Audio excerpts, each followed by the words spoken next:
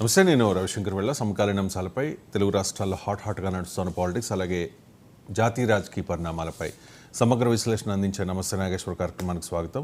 Professor గారు మరి కాసేపట్లో మనతో జాయిన్ అవుతారు. ఈ లోపల ఇవాల్టి ప్రధాన వార్తల్ని చూద్దాం. యాదాద్రి ప్లాంట్లో 15,000 కోట్ల దోపిడీ. భద్రాద్రి ప్లాంట్లో 2,500 కోట్లు మింగింది ఎవరో అంటూ తెలంగాణ ముఖ్యమంత్రి రేవంత్ రెడ్డి అసెంబ్లీ సాక్షిగా క్వశ్చన్ చేశారు. దొరికినందునే కమిషన్ను రద్దు చేయాలంటూ ఉన్నారు.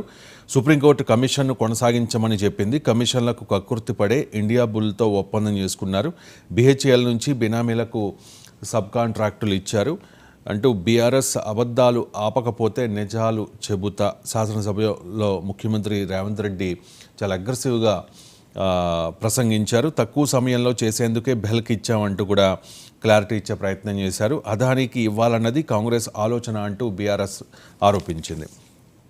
ఇక అబద్ధంపై హై వోల్టేజ్ యుద్ధం అనే వార్తను చూడొచ్చు. నమస్తే తెలంగాణ బ్యానర్ ఐటమ్గా ఈ వార్తను ప్రచురించింది. కరెంటుపై సర్కార్ కట్టుకథలు చెబుతోంది అంటూ బీఆర్ఎస్ నాయకులు ఆరోపణలు చేస్తూ ఉంటే అంటే కంటెంట్తో బీఆర్ఎస్ కౌంటర్ ఇచ్చింది. విద్యుత్పై కుట్రలని చిత్తు చేస్తూ అసెంబ్లీలో జగదీష్ రెడ్డి పవర్ఫుల్ ప్రసంగం చేశారు. అదానికి తెలంగాణ పవర్ ప్రాజెక్టులను కట్టబెట్టేందుకు రేవంత్ కుట్ర చేస్తూ ఉన్నారు అంటూ బీఆర్ఎస్ ఆరోపిస్తోంది. ఇక ఈ సందర్భంగా కాంగ్రెస్ బీఆర్ఎస్ నాయకుల మధ్య మాటల యుద్ధమే జరిగింది. 3 హత్య కేసుల్లో నిందితుడు జగదీష్ రెడ్డి అంటూ కోమటిరెడ్డి వెంకటరెడ్డి తీవ్ర ఆరోపణలు చేశారు. పెట్రోల్ బంకులో దొంగతనం కేసులోనూ జిల్లా నుంచి ఏడాది పాటు బహిష్కరించారు అంటూ ఆరోపణలు చేశారు. వ్యక్తిగతంగా కూడా జగదీష్ రెడ్డిపై మంత్రి కోమటిరెడ్డి చేసిన వ్యాఖ్యలపై బీఆర్ఎస్ అభ్యంతరం వ్యక్తం చేసింది.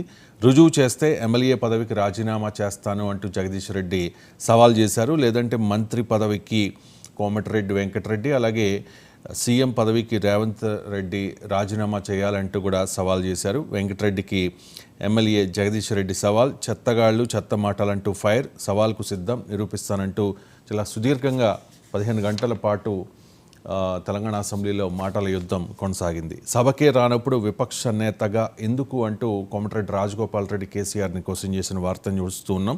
బీఆర్ఎస్ ఎమ్మెల్యేల్లో ఒకరికి ఇవ్వచ్చుగా, అధికారం ఉన్నప్పుడు రాజును అనుకున్నారు కేసీఆర్. IASలతోనూ కాళ్లు మొక్కించుకున్నారు. విద్యుత్ రంగంపై బాధ్యత లేని నిర్ణయాలు. కేసీఆర్పై ఎమ్మెల్యే రాజగోపాల్ రెడ్డి విమర్శలు. మీకు కేసీఆర్ అవసరం లేదు, మేమే ఎక్కువ అంటూ జగదీష్ రెడ్డి కౌంటర్ ఇచ్చారు. ఇక అసెంబ్లీ సాక్షిగా సీఎం రేవంత్ రెడ్డి అబద్ధాలు చెప్పారు అంటూ ఉన్నారు మాజీ మంత్రి బీఆర్ఎస్ ఎమ్మెల్యే హరీష్ రావు. జవాబు చెప్పలేక తప్పుడు అంశాల ప్రస్తావన. LRS ఉచితమని మాట మార్చారు.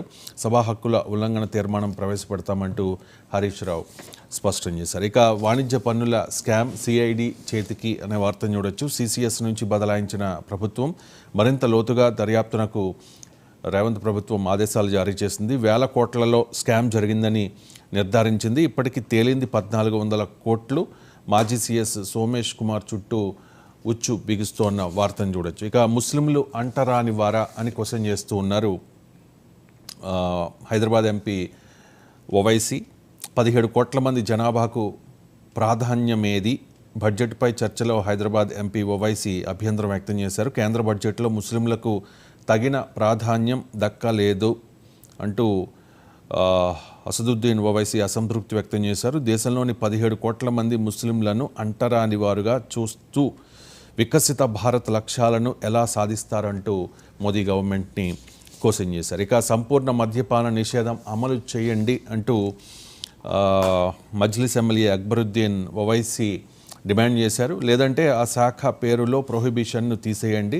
రాత్రివేళ పోలీసుల జులుంపై హైకోర్టులో పిల్ వేస్తానంటూ కూడా హెచ్చరించారు.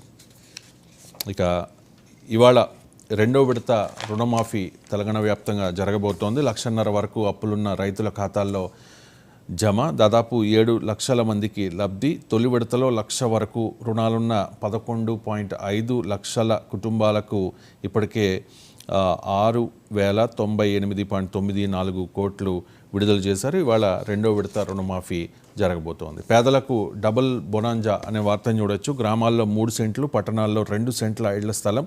జగన్ హయాంలో ఇచ్చిన దానికి ఇది రెట్టింపు. ఇకపై గృహ నిర్మాణానికి 4 లక్షల రూపాయలు అంటూ రాష్ట్ర ప్రభుత్వం, ఆంధ్రప్రదేశ్ రాష్ట్ర ప్రభుత్వం కీలక నిర్ణయం తీసుకుంది. కొత్త లబ్ధిదారులందరికీ ఇది